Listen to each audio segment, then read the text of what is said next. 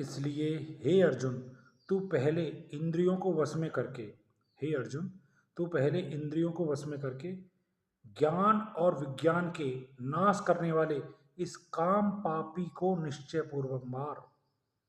और यदि तू समझे कि इंद्रियों को रोककर कामरूप वैरी को मारने की मेरी शक्ति नहीं है, तो तेरी यह भूल है।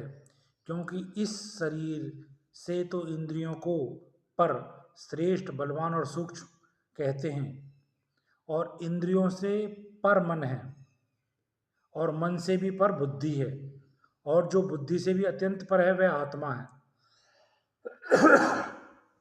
अर्थात इंद्रियों से बड़ा मन है, और मन से बड़ी बुद्धि है, और बुद्धि से भी जो बड़ी है वह आत्मा है।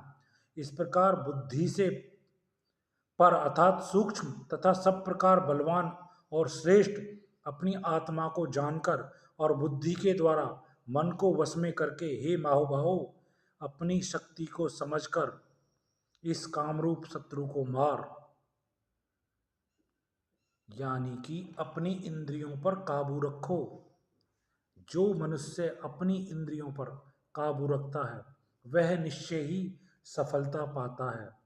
जैसे आजकल बच्चे, पढ़ाई पर ध्यान देना चाहिए या नौकरी करने वालों को भी पढ़ना चाहिए, लेकिन चूंकि उनका अपनी इंद्रियों पर काबू नहीं रहता, इसलिए वो व्हाट्सएप में, फेसबुक में या रील बनाने में इधर उधर उनका ध्यान चला जाता है, इसलिए वो अपने कार्य में असफल हो जाते हैं। तो ये गीता में भी लिखा हुआ है कि अपने इंद्रियों पर कंट्रोल कीजिए।